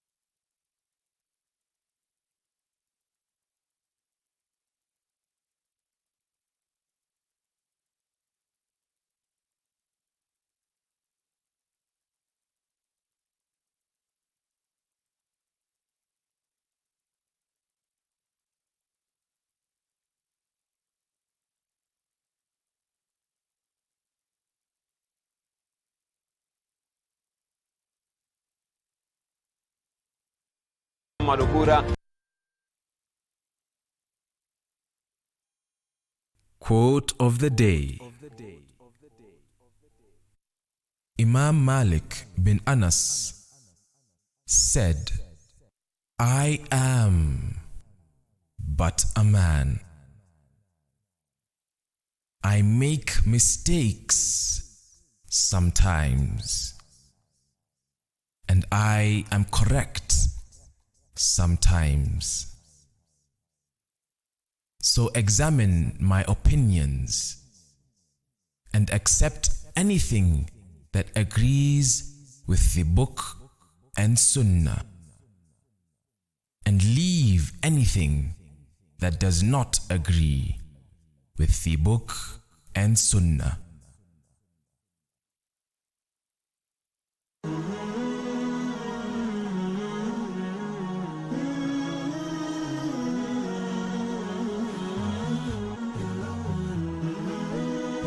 Horizon TV, the beacon for the nation.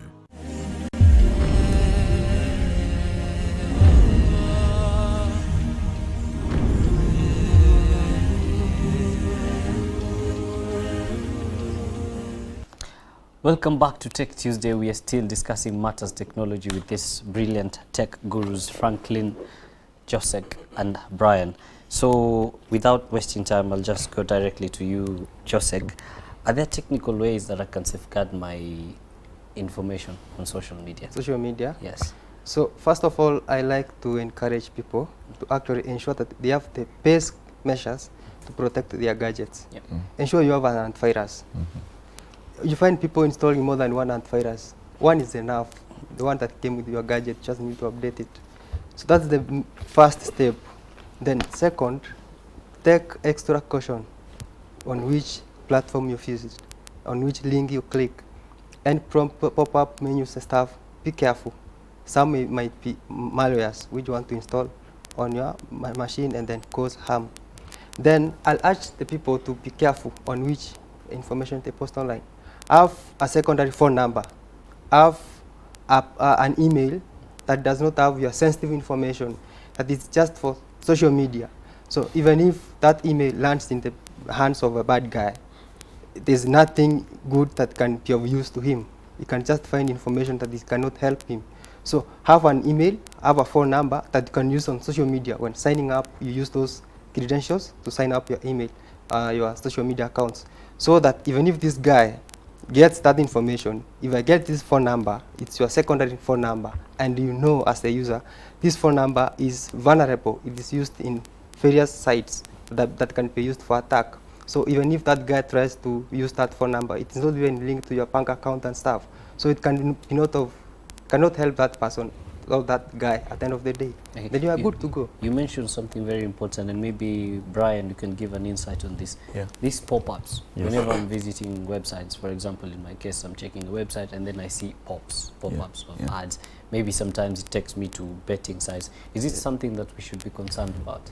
Yeah, you should be concerned about the pop-ups, because once you click a pop-up, it will redirect you to another page. And you might notice when you are being redirected, the page might take some time to load.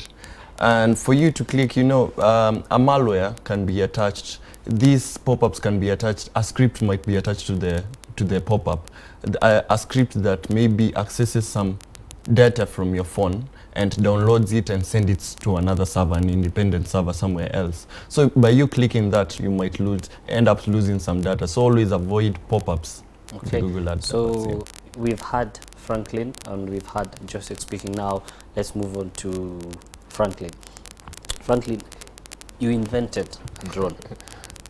Innovated must be the right term. Innovated. Because innovated. Yeah.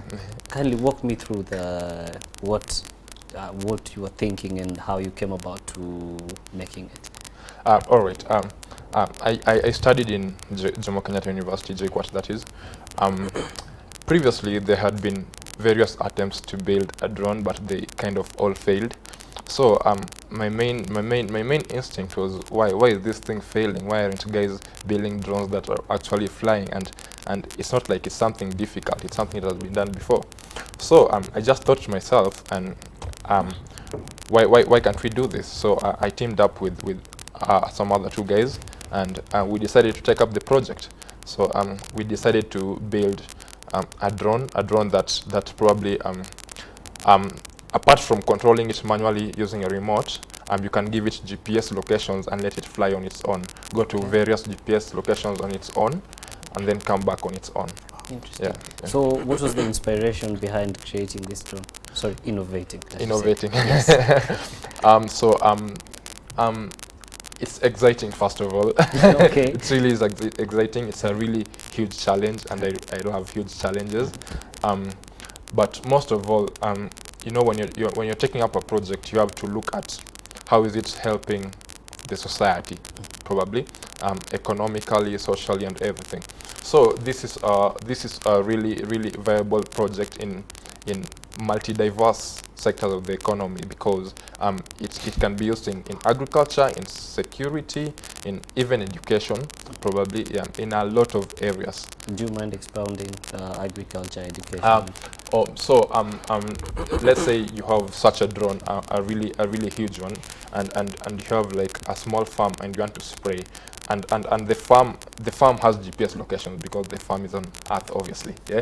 So you can map locations on the farm and just put the drone on, like just let it fly.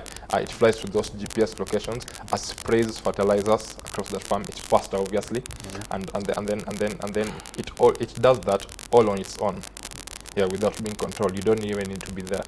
Education. So education. It can be used to probably educate people and further research, probably. Okay. Yeah. So When usually before inventing something, you've identified a problem in the area, and you want to solve it. Yeah. So what problem did you identify? First of all, the purpose of making it autonomous, we call it autonomous because it is like guiding itself to the GPS locations, is that most drones probably you need to control them, and you can't accurately control them. Yeah, like if you're controlling a drone, you probably hit an obstacle, but if you give it a precise GPS location, then you'll go that area, do whatever it is supposed to do at that location, then come back. So let's say you want to surveil something and it's like 2 kilometers away, so you just give it the location, it goes surveil something, then comes back on its own. Okay. Yeah. Joseph, Yes. you had a question Yes. about the drone. Yes. Yes. Please go ahead. I'm impressed because actually I usually see Russia and those developed countries trying to come up with drones, and I'm excited my friend here is doing something great. So when you talk of a drone, I believe it uses sensors, the software. What kind of software did you use? Since it was a project, and we have a limited budget, so we had to use things that are already in place, so it's technical kind of. Do you know an Arduino? There's something called it's just technical stuff. So use an Arduino, you code it using maybe C and C++, and that you pair it with a flight controller. It's getting technical. A flight controller, you pair them up, and with the sensors you integrate them, then it becomes whatever you want it to become. So the moment I give it coordinates, it can be able to evade obstacles, go to the location, then come back. If it is an object, it can take a different route, then come back to the exact location. It avoids obstacles. Yes. Yeah, because there's obstacles, obviously, and also you can specify the height at which it's supposed to fly. So probably if you have trees around and they're like 2 meters tall, you can maybe make it fly to a height of 3 meters probably. And give it the locations. Okay, Brian, you have something you'd like to... First, I'll say that's quite an innovation, and I love innovation. Actually, in Centum, that's what the short time I've been with Centum, and I'm continuing to live in Centum. That's what we embrace. We like embracing talent and innovation, because at the end of the day, innovation is the dream and is the future. And seeing this, why import if they were able to build up a drone at a small budget? Why don't we invest in such projects and build our own, and we sell our own? And actually it will be cheaper. Drone, I think it's around 150. The cheapest you can get is 150,000 Kenyan shillings. I believe they used less than that to build the drone. So it's quite a talent. Okay, so speaking of building our own and obviously working with our own, what are your future plans now that you've innovated a drone? Probably scale it up much higher, because as you can see, it has wires all over, cables all over. So probably getting a good industrial setup or a laboratory that can help us fabricate things that will make it much smaller, because obviously technology is much of it is making things smaller and make it more efficient. And probably just market it to. I'd like for the government to embrace such, because it's such a good technology, and if you're looking at the first world countries, they're embracing it. So probably push it further and get investors, because I don't have the money to invest, obviously. So yeah, so pretty much. Brian, your last parting shot. Yes. To my last parting shot, first with the innovation that he has done. I've seen it work in Malaysia. Now, Malaysia, they've been able to cut off the traffic jams because they use the drones to do delivery of medicine and all that. So it's something I love to have a side chat with him after the show. And then also about back to cyber security. Cyber security, we need to make people be aware of the cyber threats that are there, because it's something that we are living with it, and we can no longer ignore it. So that's why in Centum Investment and at Tribus TSG, we offer the basic cyber security awareness. We make people aware of how critical is your data, and how dangerous is you to have your data just online, and what are the precautions that you need to take as a parent as a kid, as a student, for you while accessing services online and the internet also. So the take home is we should be careful. Yes, you should be careful. Your take. So I'll first encourage my friend to continue, and then drones, it is the next thing. You cannot avoid it. Even Facebook actually is trying to make some, so that they can use them to access to the remote areas, take their network there where they cannot be able to install their boosters there. So we are saying that cybersecurity, again, it's a concern to every Kenyan, to everybody. Nobody is excluded. So we should all be careful on what we do. Yeah. So you've heard the man. Your data is your priority, so it should be a priority to safeguard it. Now, Alhamdulillah, we have come to the end of today's episode on Tech Tuesday. So if you have any story that you would like to share that is tech related, if you have any story that you'd like to share, you can share it through my social media, Facebook, YouTube, and Facebook, Instagram, and Twitter. It is running on your screens right now. So tomorrow, my colleague Rahma will be on the show with Chungu Chastara. Watch out for that. You don't want to miss that, by the way. From my producer, Isa, the director, and the technical team, and everyone here at Horizon TV, as always, it is not goodbye. It is till we meet again.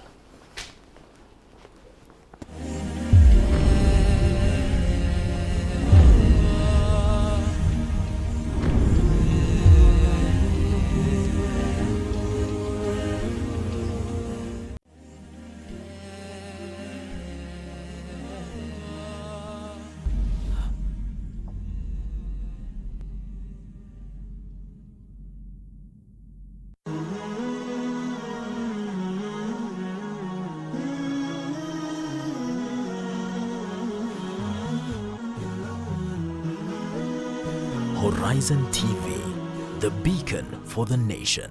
Wake up to exciting mornings every day. Active Jumatatu with Mohammed Obura. Tech Tuesday with Yusuf Farah. Women issues all about women with Rahma.